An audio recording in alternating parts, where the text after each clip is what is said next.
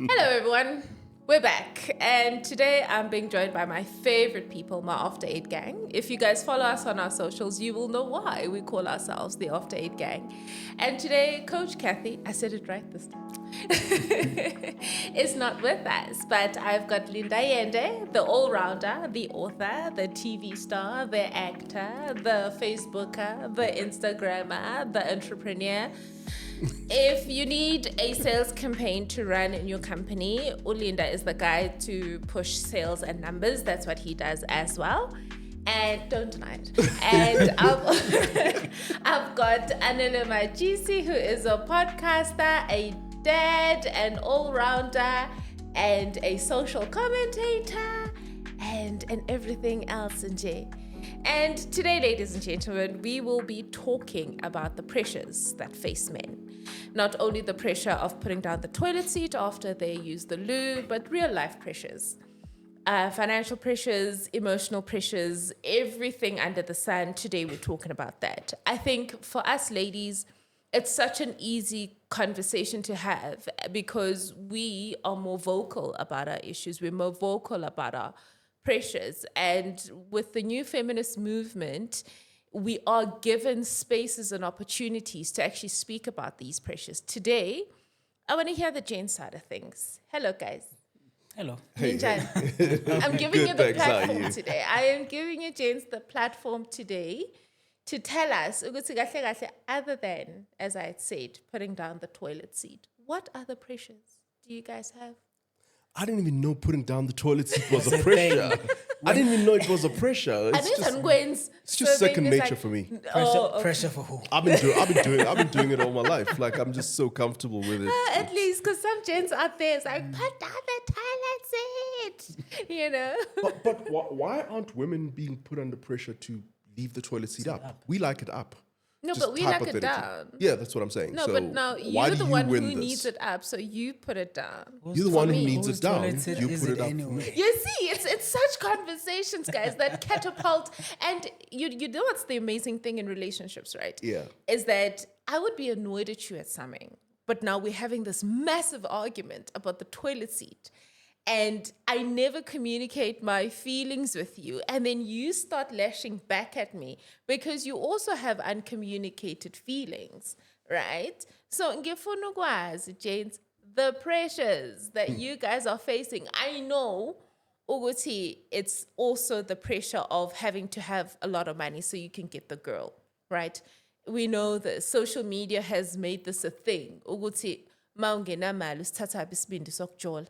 You know, shela, I'll give you my account number and then serious kangakanani. Or I give you my number, you send me an e-wallet, I see serious kangakanani. Are those fair That thing is pressures real? though? Yes. Are those pressures real though? I mean, there was that payslip challenge on Facebook, you know, where men were posting, I'm a payslip abo, Okay. trying to entice women. Oh, is that what it was for? Yeah, that's what it was for, the Interesting. payslip challenge. And, you know, you posted something about a lady who was like, where do men get off thinking, Uguti, that's what attracts us women? And we trip at Dubai next week. Like, are those, those things She said realistic? Durban, didn't she? She said it was Dubai. Was it Dubai? It was Dubai. Okay. Yeah, it was Dubai. And it, Levels. I think every generation has the same problem, just expressed differently. You remember back in the day when our parents had to compete about landlines and who's got the room divider Yes. and whose couches have that have plastic, the plastic cover. covering and the doilies. You know, yeah, like so. As yeah. soon as we saw your family has that Telkom landline, We knew. okay, your You've dad is arrived. doing the things. Yeah. You know, and sometimes the line would be there, but the connection is cut. Wow. It's a lie. People must know that we've Wait got a phone. minute. So we've moved from that to payslips to Trips to Dubai. yeah, and also to it's just a subscription. If I talk to you and like I'm showing interest in, I must now send you e-wallet. That's a subscription, guys. It's not a relationship. Why do I need to pay a subscription? So Anele, I'm sorry, I need to go back. How old are you again? old enough to know these things. Landline. No, I'm 51. And I don't know these things that you're talking about. What do you mean? He grew up poor. No. Just kidding. On the contrary. He grew up rich. If he doesn't know those problems. I don't know those Clearly, problems. then you grew up rich. You No, grew up and you know rich. what? I mean, I didn't grow up rich, but my parents were okay. Do you know what I mean? Like, such that I didn't know what cheese boy meant Until for the longest time because I didn't think cheese was a big deal. I was like, what do you mean? Oh, you see. Do you get what I'm saying? And I'm not being Definitely grew up facetious rich. here, but what I'm trying to say is there are certain things that you assume are normal in life. And as such, you don't feel the need to be going around and Posting your trying to prove, in any way. I find it silly. But conversely, I'm also that guy that also thinks that corporate taught people to hide their pay slips so that you don't know that you're getting paid less than your colleague. Yes, because it's part of it's confidential. It's part of your confidential But this is my document. point. They'll make it confidential so that they can screw somebody. Of course. And do you know what I mean? Like, course. and there's inequality in there. There's white versus black. There's male versus female, and all sorts of things. And they know that the day Tutu finds out that she's earning less than you, she's gonna be up in arms. She'll be like, I do more work than him. We're in the same position. We come from the same background. We have the same educational background. We got the same work experience, whatever the case might be. And they then normalized us hiding what we earn. Yeah. So I think to a certain extent, it's a good thing that transparency is starting to happen. But I from what I'm hearing, it's happening for the wrong reasons. It is happening for the wrong reasons, but we're digressing here. Yeah, we are. We are digressing right now. As we do. I want us to talk about why the suicide rate in this country for men, actually all over the world, actually, Segue from payslip to is suicide. Eesh, that's a hell of a segue, I'll say. That's a hell of a segue. Dude, that's why I brought you guys here, because I want to know, why is it that the suicide rate in this country for men is so high? And I know that certain pressures that we face as men in this country, I mean, over the December period, we saw men, taking their lives and their partners' lives. And, because of emotional abuses that they'd faced. But because you can't see emotional abuse, there's no way you can report it to. And in your circle, you're probably in a circle of people who don't understand what emotional abuse is. People who still function on indoda ikhalela ngaphakathi. Or when you do, or being an emotional being as a man is seen as weak. I need to understand, make us ladies understand what these pressures are and what they do to you. Want to go first? Okay. All right. Okay. I'm gonna jump in and say, and this is one aspect of this conversation, but I think it's one that we do need to tackle. A guy will cheat on a woman 77 times, 7 times. The day she cheats on him once, he is a wreck. And he conveniently forgets about his many times that he's done it. All right. But one of two things is going to happen there.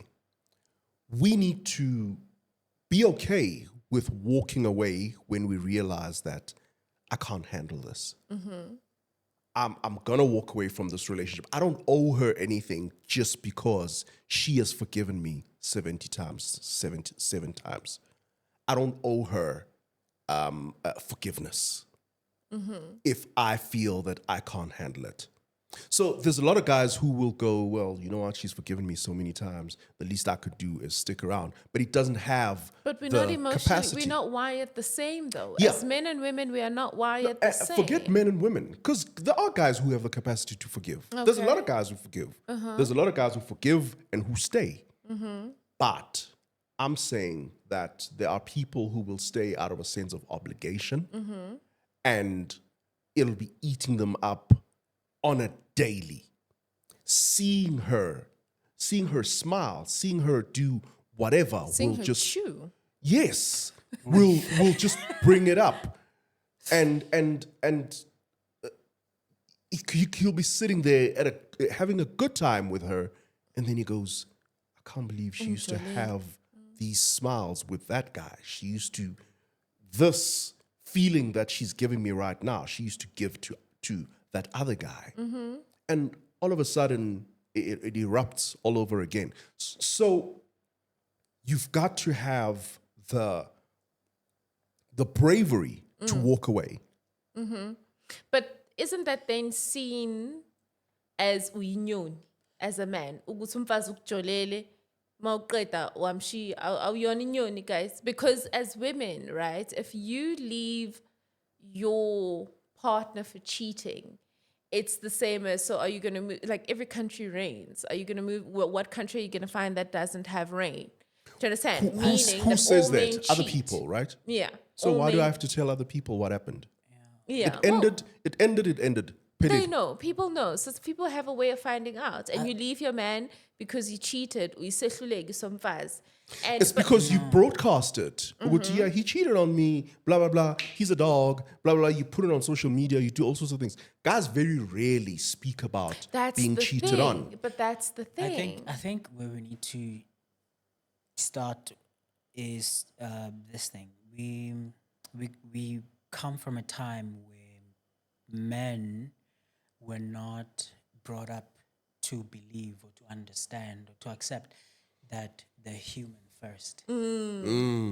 That's in their own eyes, and in the eyes of other men, you're a human being. And also, you're human in the eyes of women. And for women to understand that you're not a human doing, you're a human being. Being a human being. And that both men and women, because we're human, humans feel by nature. You know, when you walk in a room, one of the first things you do before you talk to anyone, you feel the room. Like that's what we do in order for a business transaction to go through. It felt right. You know, you didn't have the information, but there was a feeling about this person that gave you confidence. Where I'm getting to is that where we are in time, in as much as we're able to have these conversations, I just do not think that both men and women have socially matured enough to understand or to fully accept. We do understand, but to fully accept that in as much as we're modern and we're all these people that we are, men still do not have the right as human beings to feel all the way through. So I can feel to a certain extent. Same, My but- ability to feel around you is based on your capacity to receive. To receive. And it's almost like, why do men not speak? Men speak all the time. Yeah. But the question that we should be asking is, do we know how to listen Yeah. to masculinity? Yeah. Because our training, both men and women, when it comes to listening to feelings, our training is feminine. That is very true. That is very, so very in other true. words, we're using feminine tools to listen to masculine expressions, and it's not going to work. It's like fixing a car with the makeup kit. It's not gonna it's work. not going to work.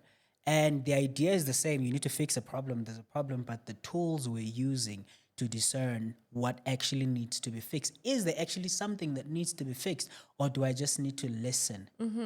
You know, and Speaking You've of just that- reminded. Yeah. I'm sorry. You've just reminded me of a video clip that you shared with me. Yeah. yes, Yeah. You remember? Yeah. Where the guy was just saying, "Listen, I'm going through this. I'm experiencing ABC," and she goes, and she Like, just and dismisses she him. dismisses his feelings Yes. and mentions something so Altogether. random. It's like, oh, I thought it was because of that cap you were wearing that you seemed so upset. Yes. And Yes. the man in that moment, in those 10 seconds, was very vulnerable, Yeah. but was just so dismissed. Do you now think that that is because, as you had said, we're trying to fix masculinity, not fix masculinity, but solve masculine problems with feminine solutions, or the therapy that is provided to men is more a feminine sort of therapy? Or do you guys think that it is probably the reason why we say masculinity has become toxic, and we've coined the term toxic masculinity, because we want men to be females or men to feel and express emotions as females do. No, we what we've done, both men and women, because in my view, society is men and women. So when I say society, I mean men and women, because one creates the other one enables. So That's true. and so what we've done historically, and even we still do it today, is that we've gendered emotions. So feelings belong to women just because women express their feelings more. They're more extroverted with their feelings. The only time a man is more extroverted is when he's angry. Yeah. He's extremely sad. He is depressed. Then he withdraws. And then you're like, he has feelings. And until then, we have not yet taken the time to understand how complex, or to accept how complex masculine emotions are. You know, from boyhood to manhood. I always put it this way when it comes to emotions, because emotions tie into the initial point you were asking about, male suicide. And I always put it this way: boys and girls are born with the same set of crayons, 12 pack, different colors. Those are emotions, and they're both instructed. Go and color the world, make it beautiful. Draw it. Life is this blank canvas. And then you tell the boy child, only use black and white. Yeah. Or blue. In any color, you can do whatever you need and make it bright as possible, but black and white. Use black and white. Just use black. And his counterpart is coloring the world. What we're doing is that we're stunting the development of the boy emotionally as a human being. And men naturally, what we do, even with the feminist movement, men naturally adapt. That's what we do. That's how we survive in the world. So if I cannot use these, it's fine. I'll adapt and find my way around them and move. But now this is the problem that we also then create for ourselves, again, as society. The same boy who was not allowed to fully express his humanity, he becomes a man who now gets in a relationship with a woman who's been coloring with the 12 pack all her life. And she's been rewarded and appraised. There are systems and structures around her colors and all of that. And then they get in a relationship, and all of a sudden, there's an expectation that, my guy, pull out the 12 pack.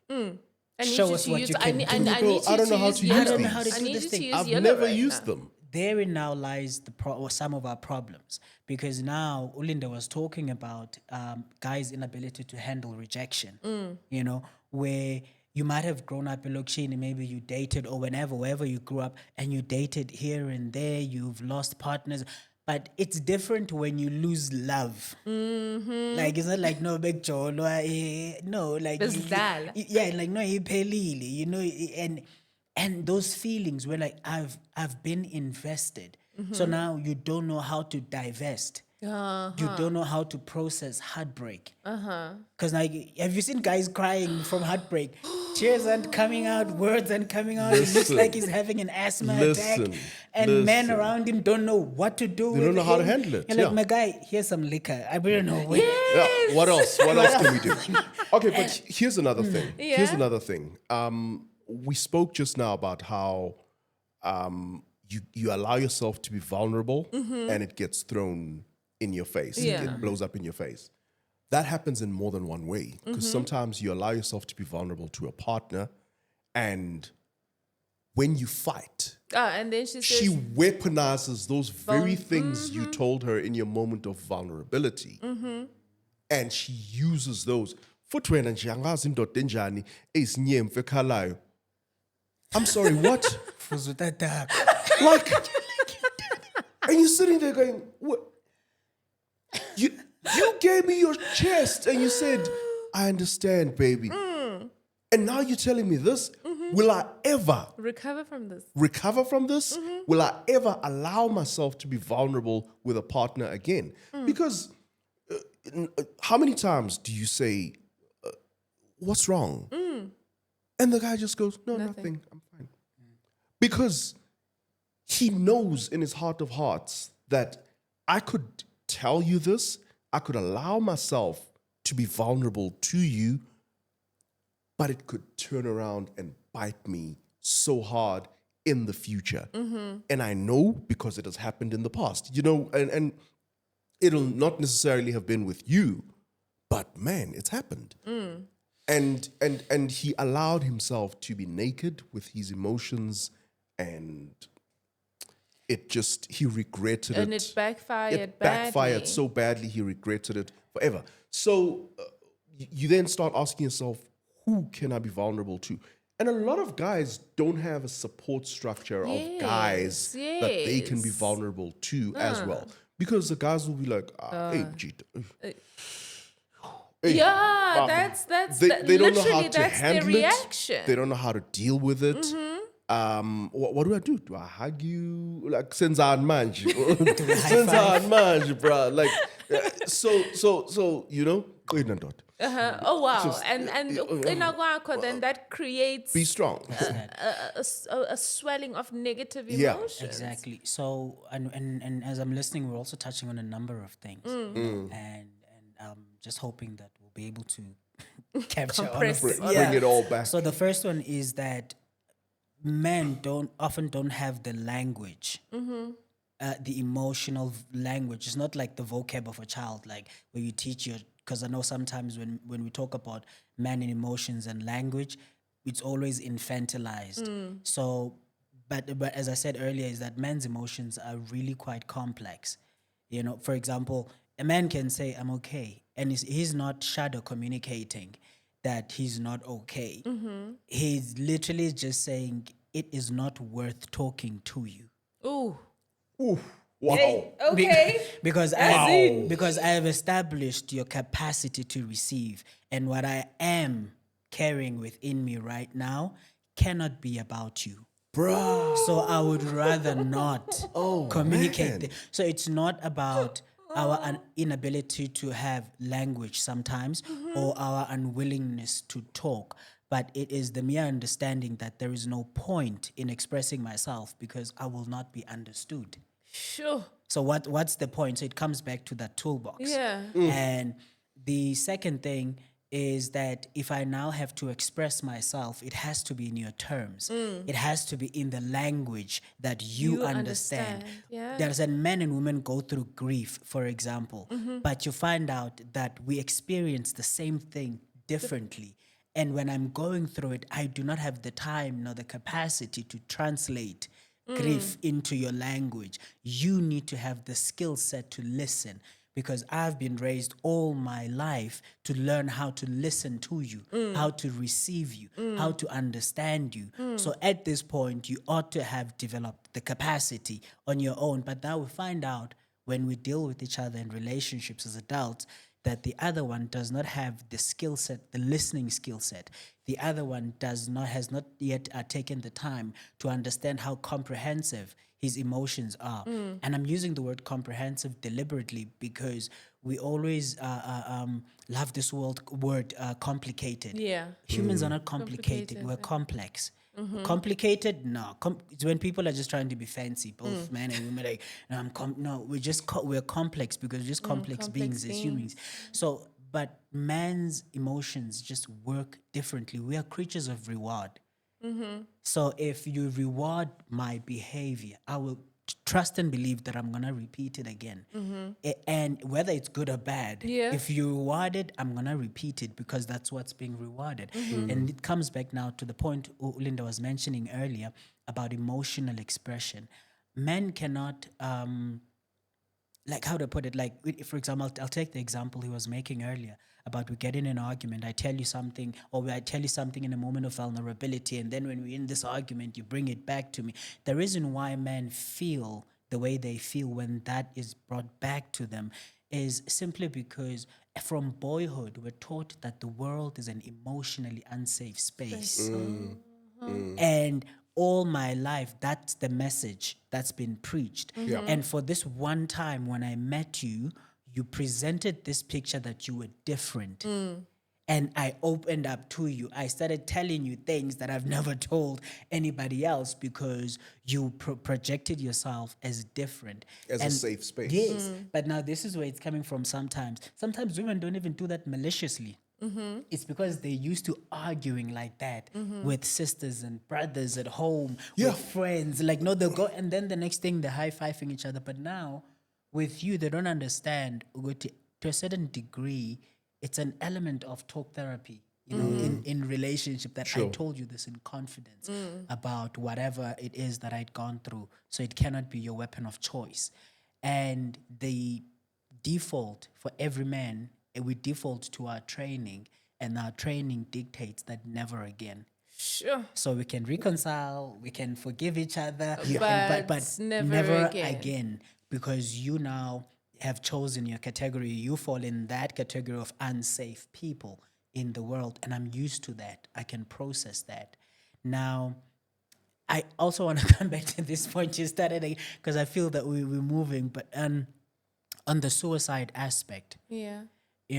one of the little known facts about suicide globally, not just in South Africa, is that divorced men are more likely to commit suicide than any other group of people. Why, guys? And Why? then within the first year of divorce, they're actually most likely to commit suicide and be more successful. And that In committing the suicide? in committing the or- suicide. Yeah, in committing the and the terrible reason success. and It is a terrible success story, hey? the reason why I mentioned that aspect is because also women feel suicidal and they do attempt suicide, but men are more precise about they'll get it done. But Because they're more violent in the way they do it. Women tend to use something that's Softer, that less won't painful. hurt So that they'll try much, yeah. pills, they'll try, Yeah. that sort of thing. Whereas men are willing to Shoot themselves. shoot their brains out type of thing. yes, where I'm getting to with this is that within that space, we see now the spillover is also going through to imijolo and dating and all of that. Now it's not a divorce now, niyajola, iphelile umjolo, it's not divorce. Go your go my way. But people are so invested and are so into these situations that they've started forming identities about about the fat insert, if it was a fat insert, or the dating, if it was, and all of that. And that's what men do about marriage, because to a man, being a husband is the closest thing to self-actualization as a human being. And so now when you go through that divorce process, all the respect you've garnered, whether it's in a church space, workspace, because You of were a marriage, husband. you're a husband and all of that. When that is taken away, it feels like your identity has is been being taken stripped away from you. And any man who's ever gone through divorce will tell you the first thing you lose is not the car, it's not the relationship. The first thing that you feel that it's gone, it's your identity. Sure. Speaking of that, about how men and women identify, there's this thing now that men become successful in order to, it goes back to the payslip issue. Men become more successful to be able to attract get the a good woman, mate, to yeah. attract the woman, to convince her to build a family with him for that. And then women become successful to prove that they don't need a man. How true is that? How true is that? And how does it now? Because now we both want to be successful, right? But you want to be successful because you want me and the kids and the white picket fence and the 2 cars, the double garage, the 3-bedroom house, the garden, the pool, the everything. I want the success because I want to show that I can get this, all of this, without you. And I don't need you. I would phrase the second part of that statement slightly differently and say they're not doing it to prove they don't need a man. They're proving it so they don't need a man. There's a slight difference. Yes, Because and then it's- you sit there and you watch a lot of people, a lot of women sitting in marriages and in relationships they don't want to be in simply because this man is providing, she's dependent on him. And so there are women who sit there and say, I don't want to be that girl. person. Yeah. I don't want to be I that want woman. everything that she has. Yeah. But it's just this little aspect of her life. And more often than not, they'll then say, I can do that by myself. Yeah. I can do that by myself. The relationship will then be a relationship I walk voluntarily into rather than walking into a relationship out of need, out of lack. He'll meet me at this level, but I don't need him for my very existence. For my I don't need daily him for my sustenance and survival, survival. my sustenance, etc. Yeah. So I think the motivation is very different. You also see this in the fact that, and it's a bit of an ironic one, in the fact that guys kind of measure their suitability as a mate based on their ability to provide. Yeah. Based on what they have, based on how much they have, etc., etc. So as such, a guy will kind of settle, so to speak, with a woman whereby he thinks in his heart of hearts he would have liked a better woman. Do you whatever guys the do better that? is. Do men do that? Yeah. Because society makes it seem as though you guys have pick up the litter, you know? It's like there's a string of women waiting here and you guys pick and choose which one you want and which one suits you the best. And never has it ever been a thought that you guys actually look at yourselves and your ability to provide and say, okay, she's out of my league. Because guys shoot their shots quite high. Okay, so there's a bit of irony in the middle of that scenario that you've just described. Because on one hand, yes, we definitely do. All right, and I'm talking now, here I am, I'm an upwardly mobile guy, and I'm here, and my aim is to get there. All right. When I meet a woman, I then look at the woman and think, I can only go for her when I'm there. I've got these aspirations. But when a guy has nothing to lose, he's willing to take his chance. And I swear to you, I always thought this was a joke until I saw it.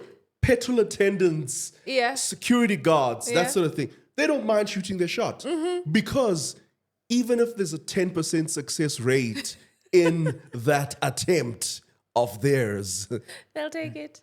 they'll be like, why not? But then, I've got nothing to now lose. let's say you shoot your shot, right? Before I get to you, Anna. Let's say you shoot your shot and you are actually successful. Sure. Right? And you date this woman who earns 10, 15 times more than you do. How do you then not let your ego, right? Because you see this, like a petrol attendant is dating a doctor, let's just say. And he sees how her life is functioning. He sees the access that she has because of the money that she makes herself. And this is access at a level that he would never have been able to dream of because his surroundings and his finances don't allow him such, right? So how do you then not end up shooting her or killing her because you are frustrated or becoming abusive, right? Because you're frustrated by the situation, you're frustrated by her. You don't see where exactly do you fit in. Instead of you feeling now that you're literally part of her Louis Vuitton handbag collection, that you're that little thing that she takes out to entertain her friends. Which is never a good feeling for a Which is man. exactly. So now how do you guys, you've shot your shot, right? You've now bagged this woman, but keeping her and keeping yourself sane in having her in your life. Four things. Four things. The first one is in as much as the world changes or we evolve as human beings, there's some things about us that just will not change. Fundamentals. They just will not change.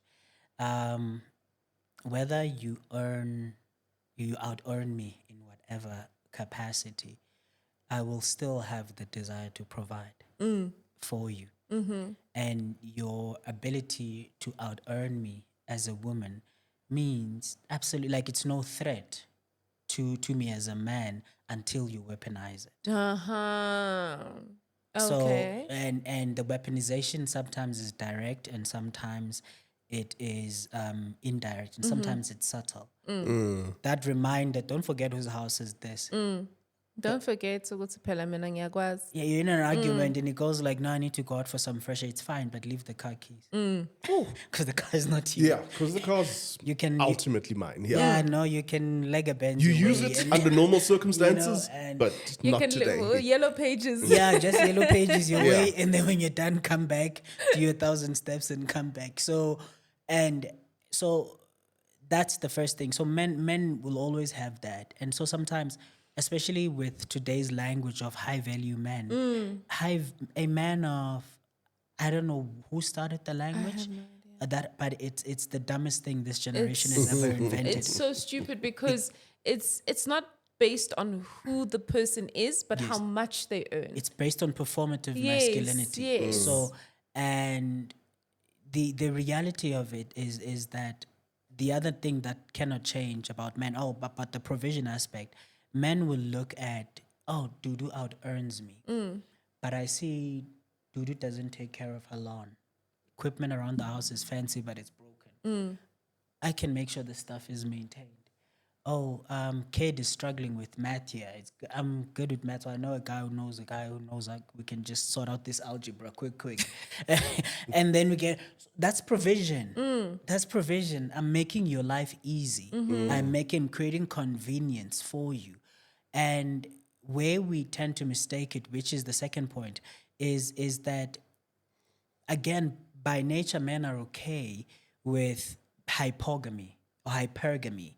Hypergamy is when you are of a certain status and then you date lower or you marry lower at your class. So we are okay with both going lower or up because we are by nature we will adapt. And then the opposite is when it's hypogamy. So the hypogamous part is when you are of a lower status and then you are going for someone who's high.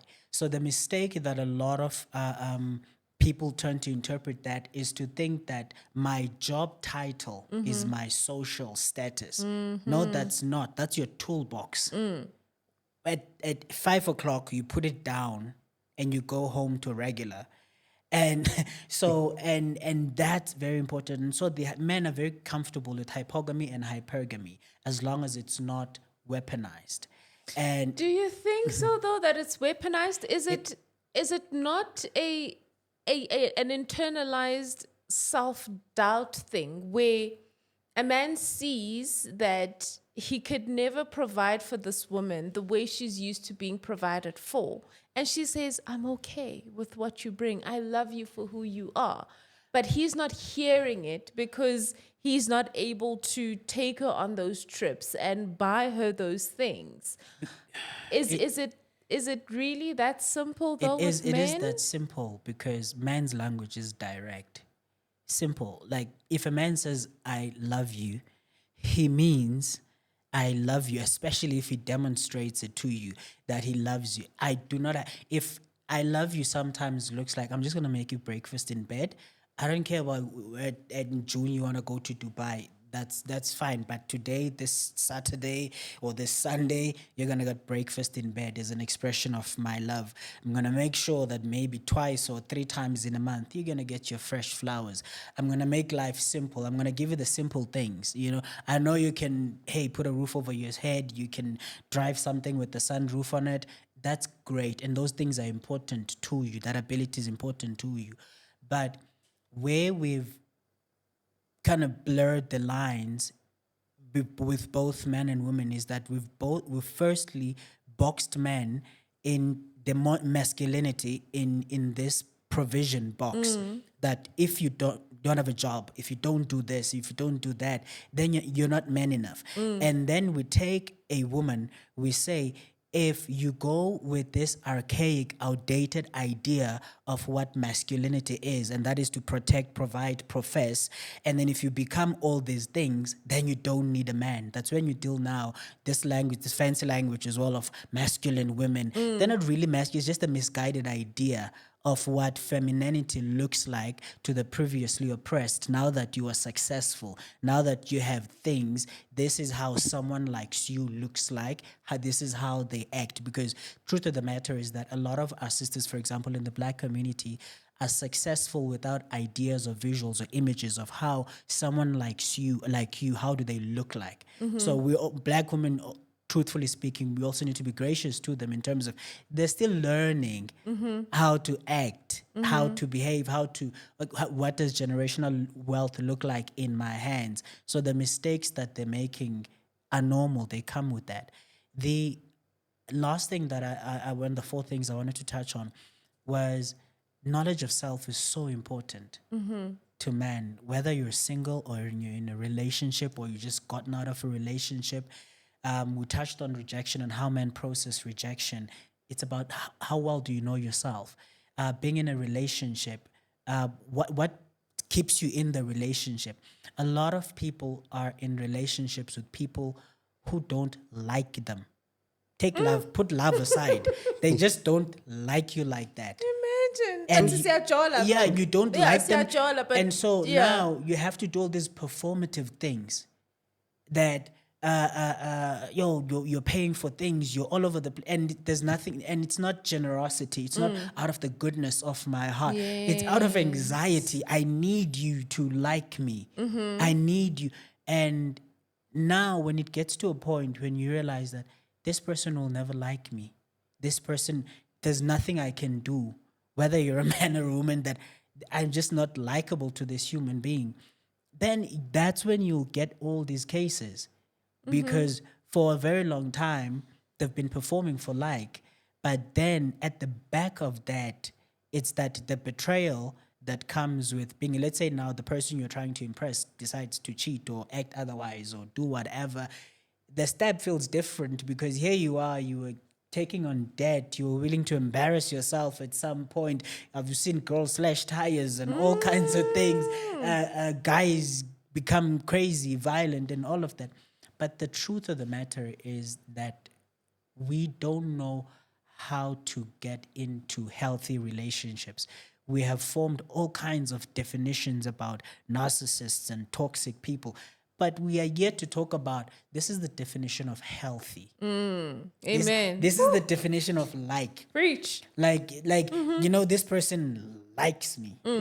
I know I've got things that need to be fixed, but they just like me. They just want me. You understand? Flaws and all. Warts and all. Yes, like when I think about them, I think about home. They embody home. That's where I want to come home to at the end of the night. You understand? I know I'm this unfixed mess and I'm a work in progress and I'm this. But when I talk to him or when I talk to her, man, something I can about be entirely myself and know I'll be accepted for myself. Okay, so I want, there's one or two things that I kind of want to hold a slightly different view on. Let's start with the last point. I believe that it is a bit of a chicken and egg situation. And it's where we don't quite know where we went wrong. Women are demanding a guy to kind of prove himself. They are demanding, they don't want a coffee date. They want to order ribs on your first date, type of thing. Do you know what I'm saying? And it's because they've met a guy in the past who was willing to do that.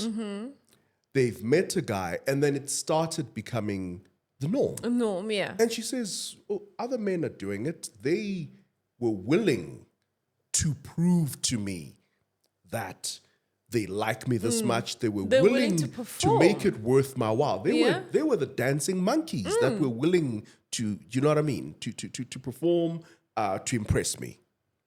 So it has become an expectation of her. And if you want to be part of her circus, then you need to come in and be that dancing monkey as well. So that's a problem, because now they'll point and say, you started it. And we'll point and say, everywhere you look, you are finding women with these expectations from the get-go. So that's become the evolution of our society, unfortunately. And we are products of it.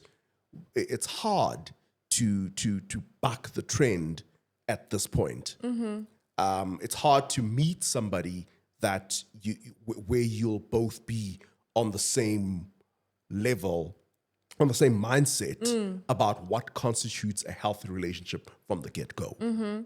Because that's been corrupted so much, it's crazy.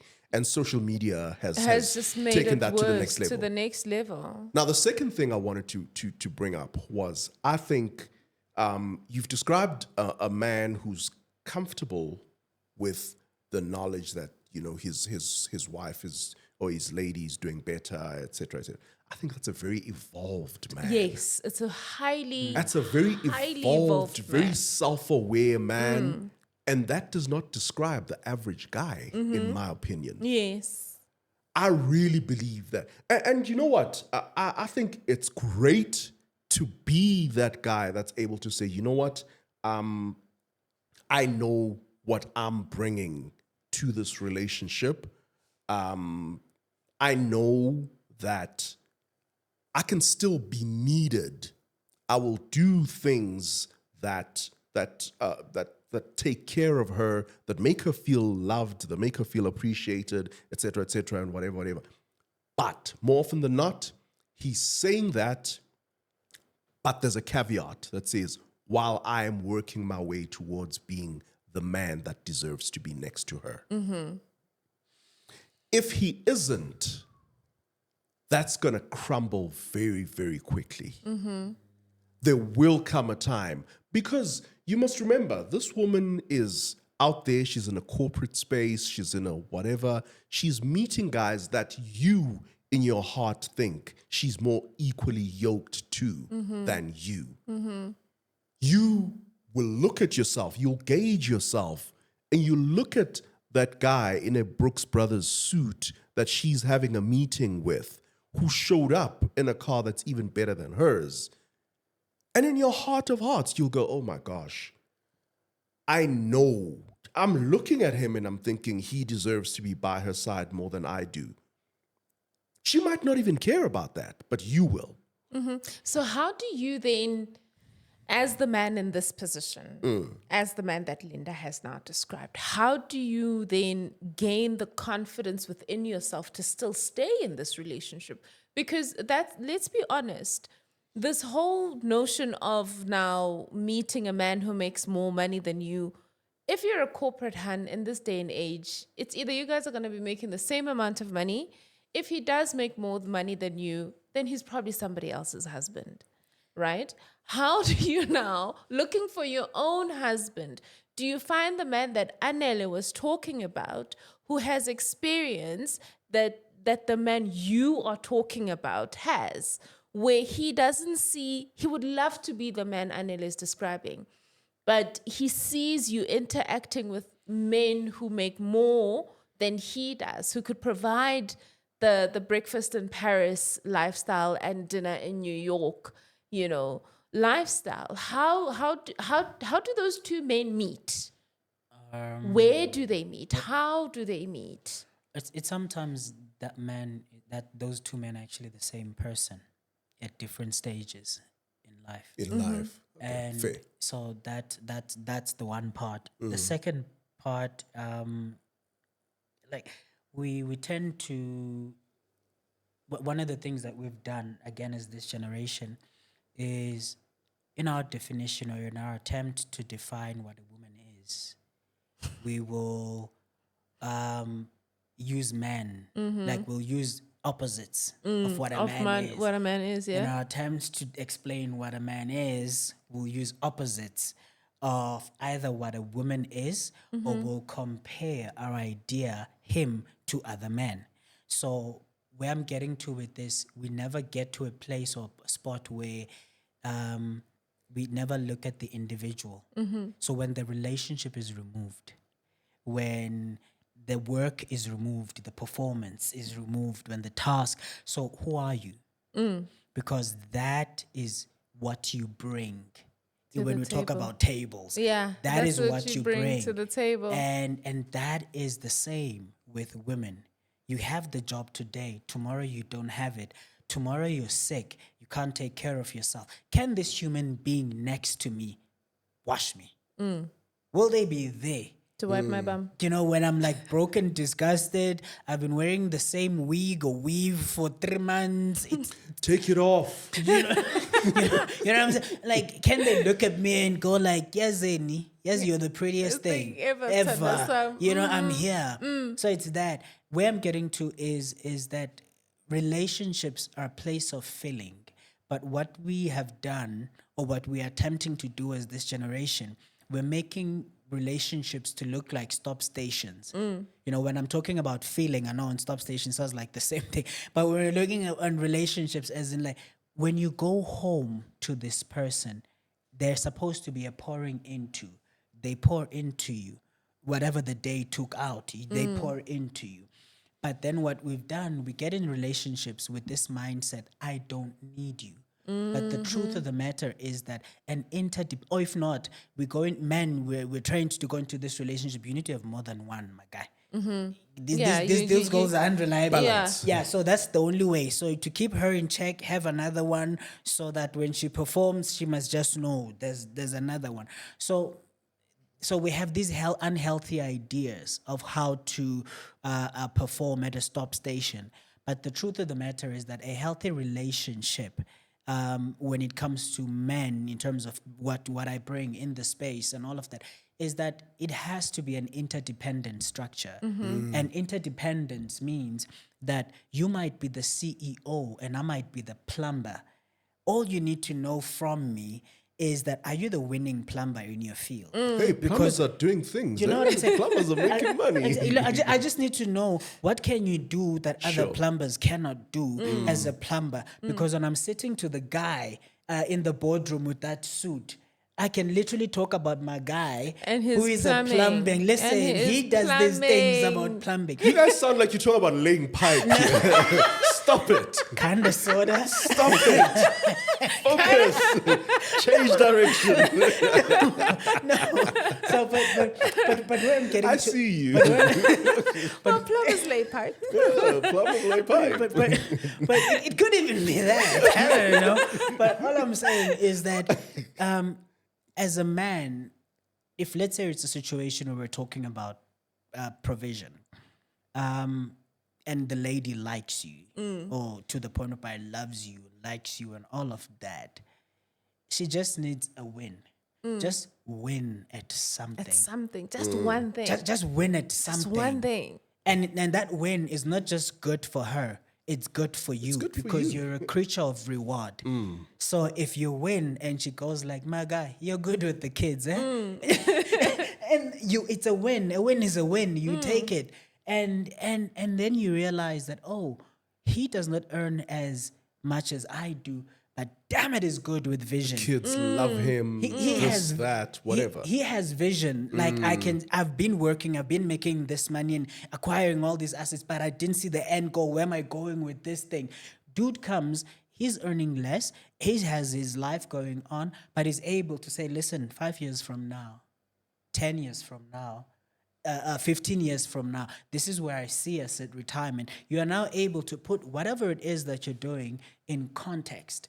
So provision goes beyond that. So that's why I was saying that it starts with the individual. Remove all these other things, and then, because vision, a relationship will not give you vision.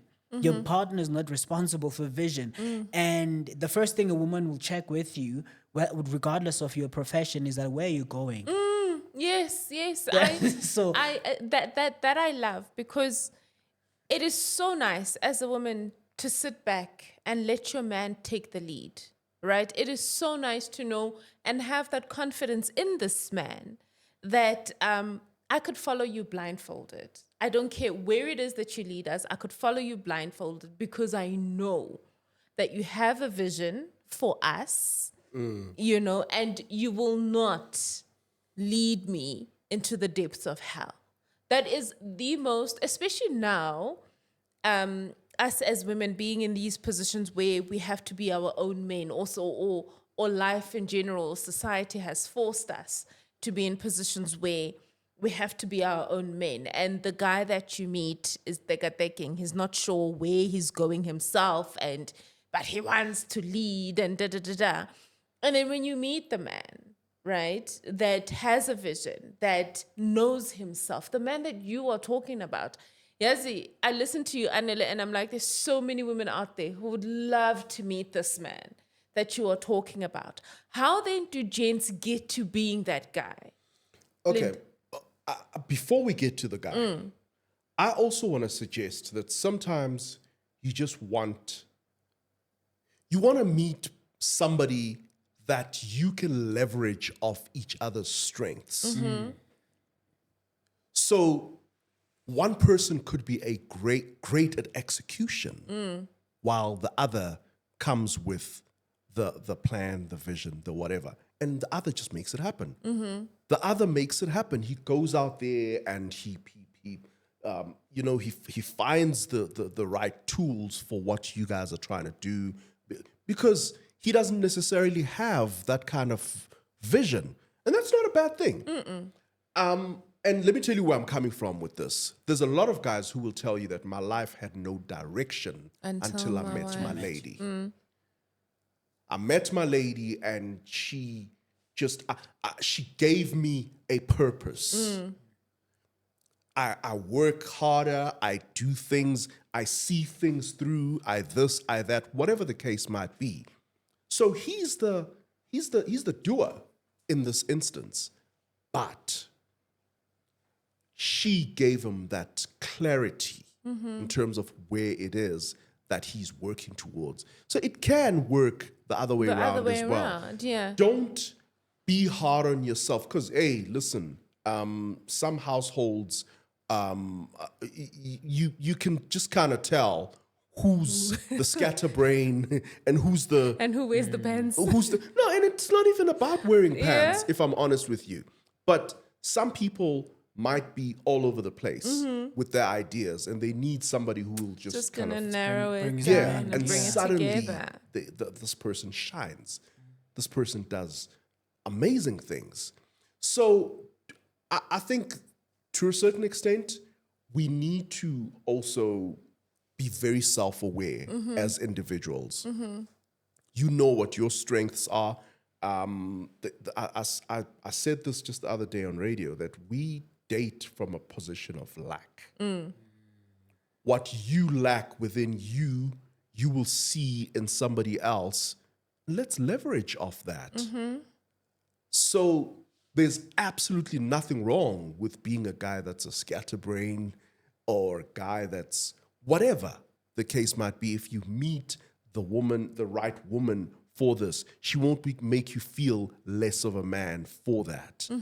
Instead, she will help you hone, and through your worker bee mentality and your ability to execute, you make a formidable team.